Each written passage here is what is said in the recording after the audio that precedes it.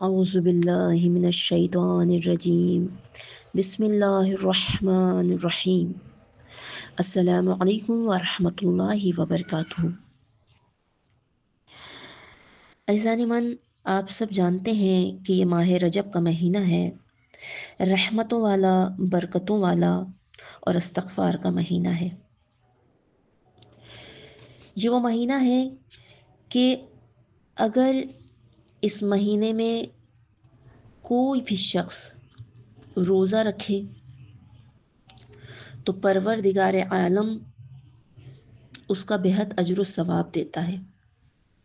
और रिवायतों में मिलता है कि जन्नत में एक नहर है जिसका नाम रजब है और जिसका पानी शहद से ज़्यादा शीरी है, मीठा है और दूध से ज़्यादा सफ़ेद है, रोशन है।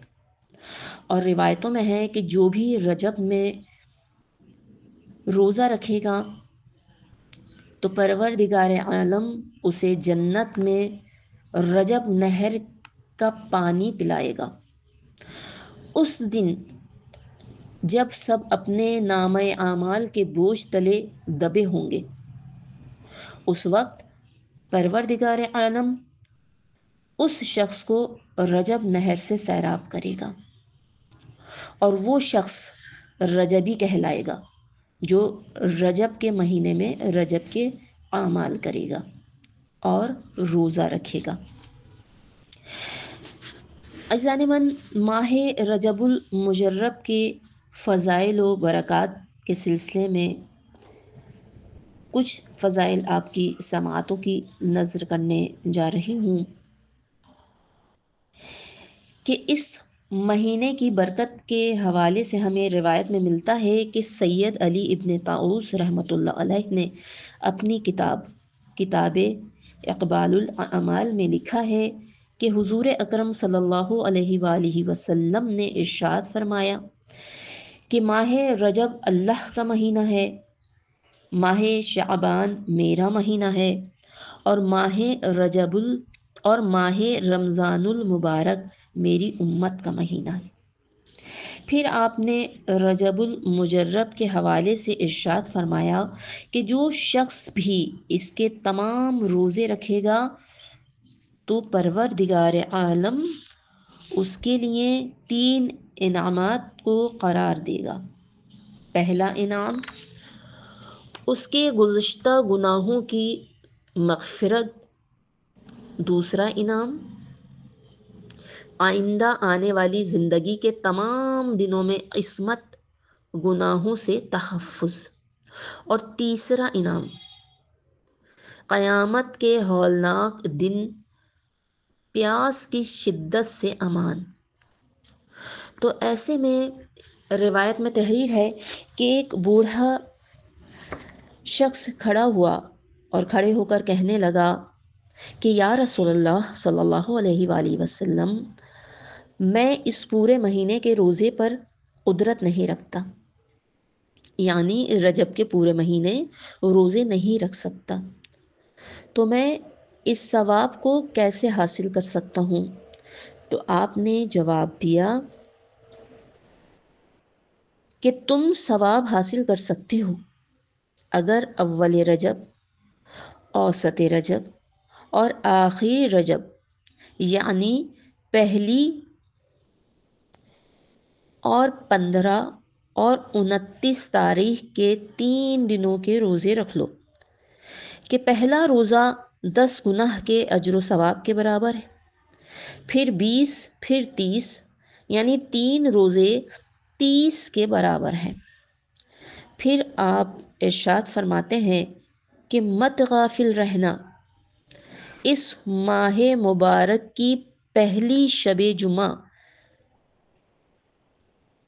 कि जो लैलतुल रगाइब यानी रगबतों वाली रात कही जाती है और मलाइका इसे रगबतों वाली रात के नाम से याद करते हैं।